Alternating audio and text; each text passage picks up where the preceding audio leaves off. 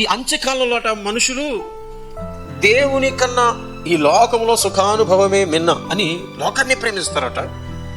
వాళ్ళు ఎటువంటి ప్రవర్తన కలిగి ఉంటారో ఇక్కడ మరలా పౌలు గారు రాశారు. తిమోతికి రాసిన 2వ పత్రికలో 3వ వచనంలో మనం చూస్తే అక్కడ ఈ అంత్యకాలంలో మనుషులు ఎలా ఉంటారు అక్కడ రాయబడింది.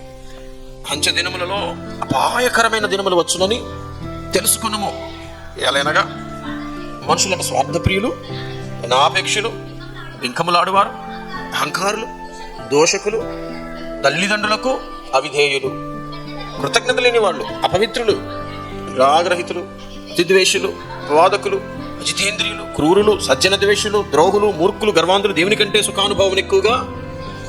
దేవుడు ఏమనుకున్నా నాకు అనవసరం, దేవుడికి ఇష్టడుగా ఉన్నానా లేదా నాకు అనవసరం, నాకు ఏం కావాలో అది నేను చేస్తాను. ఇది కొంతమంది అంత్యకాలంలో వాళ్ళ యొక్క ప్రవర్తన. అది ఇది చెయ్యకు తమ్ముడు, దేవుడికి ఇట్లా ఉండడం ఇష్టం లేదు, నాకు అనవసరం, దేవుడికి ఇష్టమో కాదు నాకు అనవసరం, నా ఆనందం నాకు కావాలి, నా సుఖం నాకు కావాలి, నా లాభం నాకు కావాలి.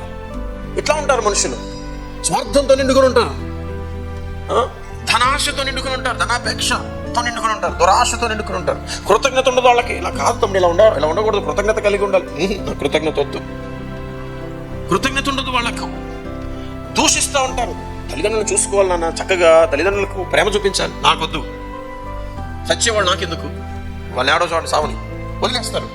ఇలా అరే భార్యను విడిచిపెట్టకూడదన్న, దేవుడికి ఇది ఇష్టపడదు, నాకు అనవసరం, నాకు ఈ భార్య వద్దు, వాళ్ళ ఇష్టం, నాకు ఏదైతే కావాలో అది నేను చూసుకుంటాను. దేవుడు ఆయన ఇష్టపడతాడో ఆయనకి ఇష్టమో లేదో నాకు అది అనవసరం. దేవుని కంటే సుఖానుభవం ఎక్కువగా ప్రేమిస్తాడు. ఇలా ఉండకు తమ్ముడు, తాగకు, తిరగకు, ఇది దేవుడికి ఇష్టం లేదు. దేవుడి సంగతి తర్వాత చూద్దాం, చచ్చాక కదా పరలోకంలో.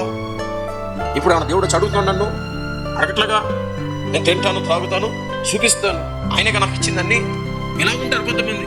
లేదు దేవుడికి ఇలాంటివి ఇష్టం లేదు, నో, వాళ్ళకి ఇదంతా అనవసరం.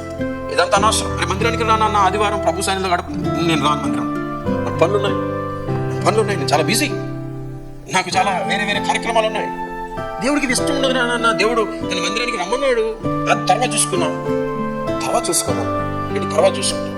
నువ్వు బ్రతుకుతున్న దేనికోసం? ఆ దేవుడిని సంతోష పెట్టడానికే కదా మొట్టమొదటిగా. లేదు, నన్ను సంతోష పెట్టుకుంటా ఫస్ట్. ఏమండి, నేను సంతోషంగా ఉండాలి, నన్ను సంతోష పెట్టుకుంటా. అదే కొత్తగా మనం నేర్చుకున్న విషయమా?